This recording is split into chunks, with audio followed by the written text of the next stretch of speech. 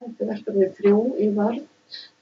Hér ætla ég að sýna ykkur hvernig við breytum texta í töflunet og eins og þið sjáið þá er búið að skrifa hér inn texta og ýta þáttlyklinn á milli.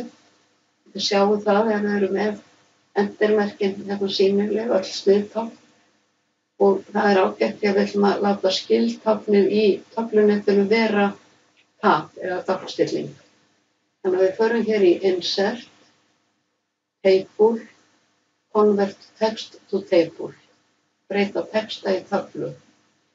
Og það er hakar hér við paragraf, en við ætlum að hafa hakar hérna við tabs. Þá eru þetta 5 dálkar og 4 línur. Og OK. Og nú ætlum við að velja útlit á töfluna og það kemur hér upp borðin Table Design og þið megið bara velja hvað sem er. Ég ætla að velja þetta hérna og þá kemur þetta svona. Og ef við erum með endirmerkin sýnileg, að þá er þetta endirmerki inn í töfluneti. En við ætlum að velja núna í línu 1, þá ætlum að sameina dálkana hérna. Dálkur 1, 2, 3, 4, 5. En ég ætla að smella hérna fyrir framann, þá er lína 1 valin og ég fer hér í Layout við hliðina á Table Design og segi Merge Cells. Og ég ætla að hækka línuna og dreg ég hana aðeins hérna niður og miðja textan hérna í línu 1, lárétt og lóðrétt í reytin. Það gerir ég hér í Layout flipanum hér, miðja á miðju. Og ég ætla að hafa aðeins betra bil, meira bil hérna inn í töflunni, svolítið klesst hérna upp. Smelli ég hérna í krossin og ég ætla að fara bara hér í Layout og velja 3 punkta hér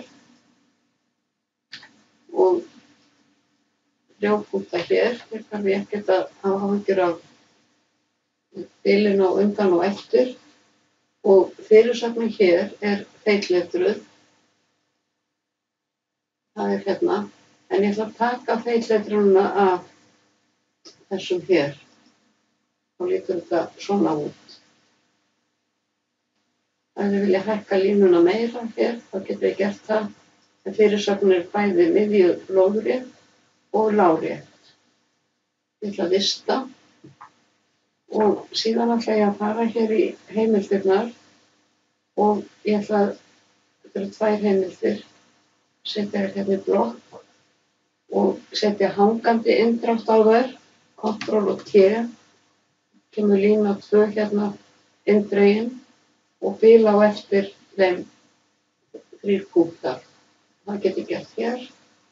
Það er bara ef það eru áherslumerki eða áherslunúmer sem ég þarf að taka hakið af Don't add space between paragraph of the same style. Og ég ætla að skáletra þennan texta hér og fer ég í Home, skáletra hann og hérna skáletra ég þennan texta. Og ég ætla að vista, fara í prentskoðun, og print